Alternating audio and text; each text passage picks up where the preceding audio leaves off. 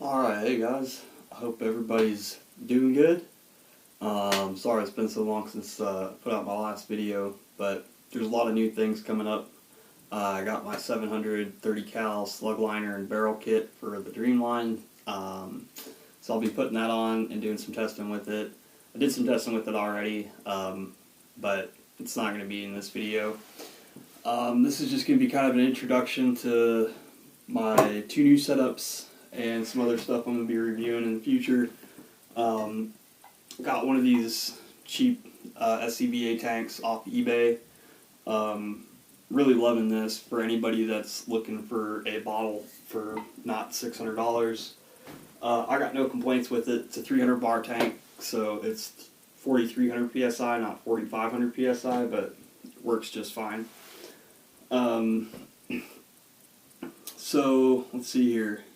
Some of the things I'm really excited about, so I got myself a brand new Air Force Condor. This one's in 25. So far, really impressed with this rifle. Just out of the box, it's great. It has. I also got the ring lock valve kit for it when I bought it, just to have something to play around with. I wasn't sure what valve it came with, and wasn't sure if I'd get more power or what with the ring lock valve kit. And this is totally worth getting. In my very limited experience with this rifle, I've played around with I think 2 or 3 different size top hats now, and was able to get really consistent flat shot strings if I matched it to my ammo properly. But this thing's a beast. Even turned down and trying to get it like just a flatter shot string, I was shooting a 45 grain slug at like I think 80 foot-pounds, right around like 8 or maybe about 900, 920 with the 166 diameter top hat in this, and it was shooting great. I was getting like 18 shots at like 80 foot-pounds, and it was quiet, quiet enough that I'd call it backyard friendly for sure. If you put the full-size top hat in there, it gets pretty loud, even with a Ronin on there. I did go ahead and put a Donnie FL adapter on here, and that's working really well.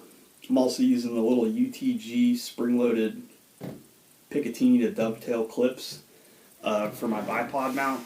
Those are working real well. I've got the Walk Guard 2 rail coming for this, so I can change out the grip. But overall, I mean, this thing is shooting slugs even with the stock barrel setup really well. It seems to really love the 45 grain cut base. I'm getting 1/4 inch groups, no problem. The first 100-yard tests I did with this was like the first time I shot the gun, so I didn't really know how to tune it and get it consistent. The slugs were shooting accurate, but the velocities were all over the place, so I was having a hard time getting good groups. But in the last week, I've figured out a little bit more of how to get this gun to shoot more consistently to get better accuracy out of it. And that has a lot to do with getting this ring lock valve kit and maybe stepping down your top hat depending on the weight that you're shooting, so you don't get quite such a high bell curve. The other thing that I am super excited about is I got my new barrel back today for my hatsan bullboss. So in a previous video, barrel health check, I talked about kind of identifying if you have a lemon barrel, and the hatsan barrel that came in this rifle was absolutely atrocious, and so is the one that came in the other bullboss that we have. And to be honest, none of the hatsans that I've shot so far have been impressive. So because of that, this gun has kind of just sat in the back burner. It hasn't gotten a whole lot of love since I got some of my other rifles, and I wanted to do something to see if I could maybe use this gun again, make it usable without just making me frustrated. So I went to Green Mountain Barrel Company and ordered a barrel directly off their website. This is a 25-20 barrel for a firearm. and this has a 114 twist. This is shooting a 257 now. So instead of it being previously a 25 caliber, this is now a 257, which technically is still a 25 caliber, but this is a slug barrel. There's no choke in this. This is a legit rifle barrel, and as you can tell, it is substantially thicker. This is 3/4 of an inch thick, and that's after it got turned down substantially. This was a 1.08 inch bull barrel, turned on center when I bought it. I sent it to a gunsmith. He did a excellent job. I will put, well, his name's Aaron Johnson, I believe. Let me make sure.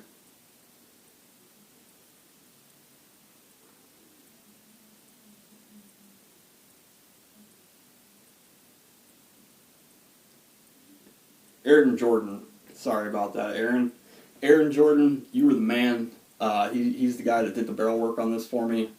Made me a nice knurled threaded thread protector. Did a great job on the crown. I'll put some kind of close-ups. The seals and everything that he did on this was spot on. The gun, it fit perfectly. One of the reasons I had it turned down to 3/4, or this was 0.775 inches, which is pretty much 3/4 dead on, was to fit these scope ring mounts, whatever, these scope rail mounts that wrap around the barrel and the air cylinder. So I wanted the barrel to fit that bracket nice and snug in the same way that the stock shroud would. So this barrel is actually as thick as the shroud, all the way through. So it's substantially beefier, and it's great. It added a little bit of weight to the rifle, but honestly, it was a heavy rifle to begin with, and it's balanced pretty well being a bullpup, so it's not a huge issue. But this thing now with this new barrel is shooting 34 grain 257 slugs at around like 850, and it's just tack driving them. So it's putting out like 55 foot-pounds of energy, and I'm holding like a 1/4 inch group, which this gun has never done that, even at like 25 yards. So really, really, really excited about that.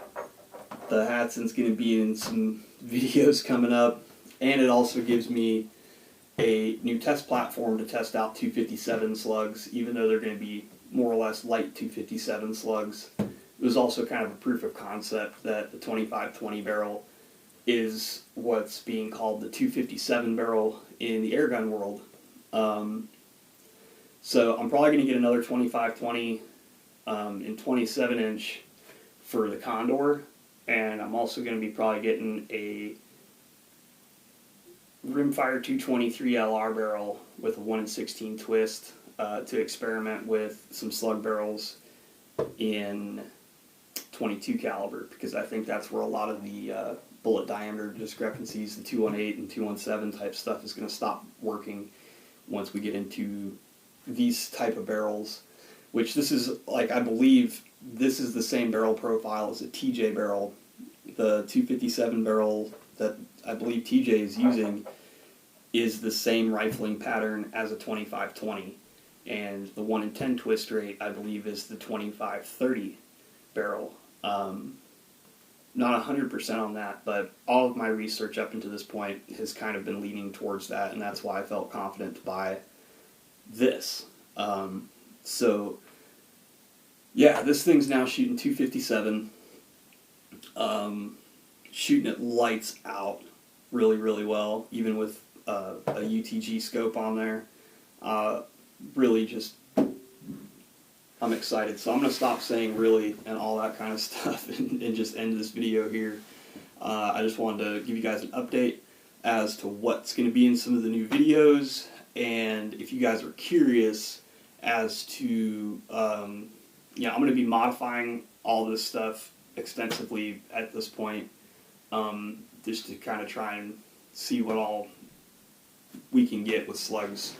And so I'm going to be doing some stuff just stock with the Condor. for those of you guys who have stock condors and don't have any interest in changing barrels or doing anything fancy to your rifle, personally, I'm getting good results with it. I was surprised. I was getting better results than I thought I was going to get. It was just a matter of, getting the hammer wheel or the hammer set right and finding the appropriate top hat. The top hat that comes in these, the 2.32 or whatever it is really for heavy slugs. Like, it started to calm down and give me a flat shot string, I think at around a 72 to 74 grain boat tail. And that was putting, I think I was shooting a 74 grain boat tail at 870 feet per second, which is like 120 foot-pounds. So it's a beast. And that's where it seemed to actually shot. Like, I got, I think, 5 shots at 860. So it was nice and flat, hammer wheel maxed out. But if you're shooting lighter ammo, you're going to get much more of a bell curve in the shot string. I've noticed with this rifle, this thing had a really bad shot or bell curve with that big valve in it, and switching it out for the 145 or the 166 valve seemed to really be the ticket. So I've been having really good luck so far with the 145 valve with 34 grain slugs.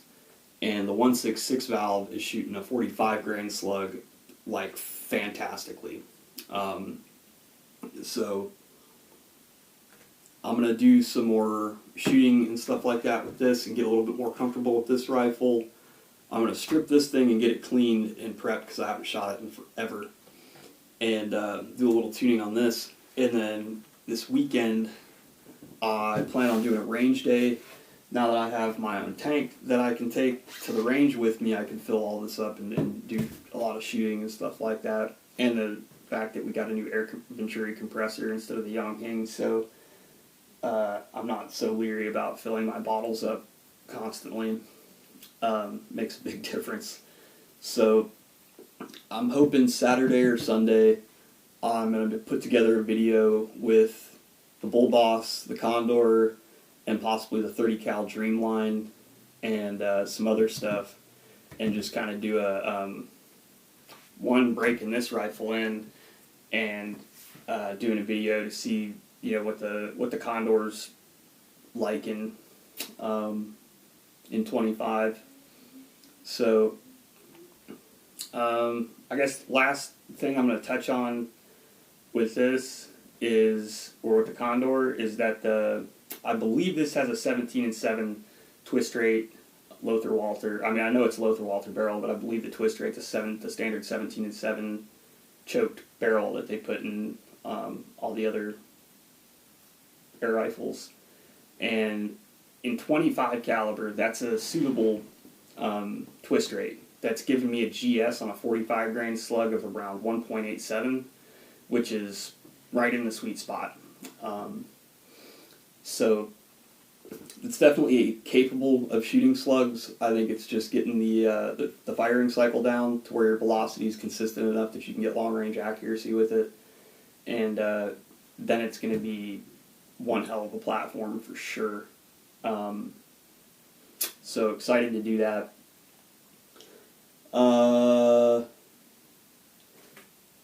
As far as custom barrels go, for what this barrel is, like I mentioned, it's a 25-20. What that means is the land groove dimensions of this barrel it's a 250 bore, which means that the inside of the lands, the narrowest part of the barrel is 250, and the groove dimensions is 257. So it's 250 by 257 internal dimensions on the bore of this barrel, and that's shooting a 257 slug really, really well. A 250 slug or 249 will literally fall through this barrel. It will chamber and shoot pellets. I haven't tested the accuracy on it a whole lot yet, but I did get a pretty good group with some King Heavy Mark IIs inadvertently. So I'll do some more testing before I'm definitive on whether or not this barrel is capable of shooting pellets.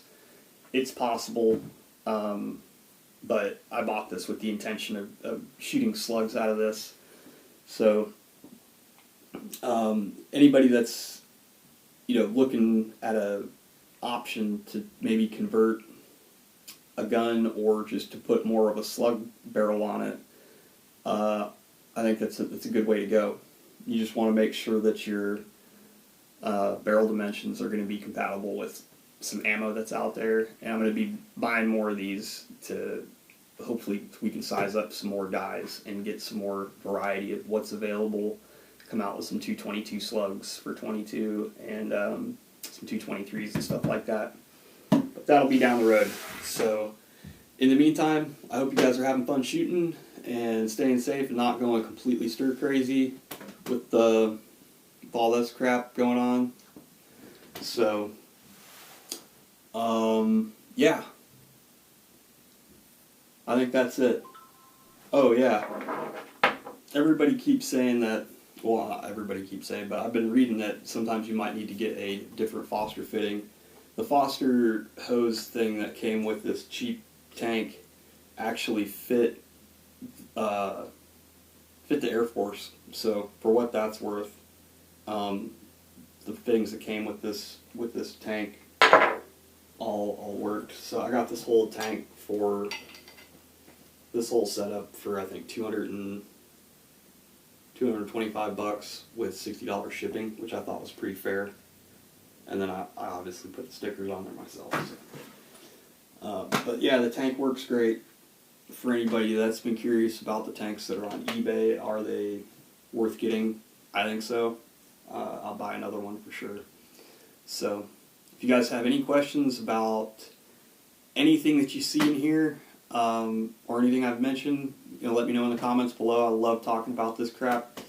And yeah, hopefully I'm going to have another video out this weekend where we're taking both of these to the range. Maybe do some 50-yard shooting. Definitely going to be doing some 100-yard shooting. And yeah, so real excited. If anybody has any recommendations for either of these two rifles, I'm all ears.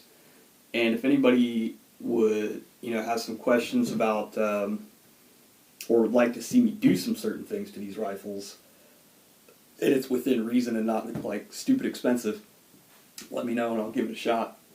So, alright. Well, you guys have a great day, and I will catch you on the next one. Oh, damn it, the phone went to sleep.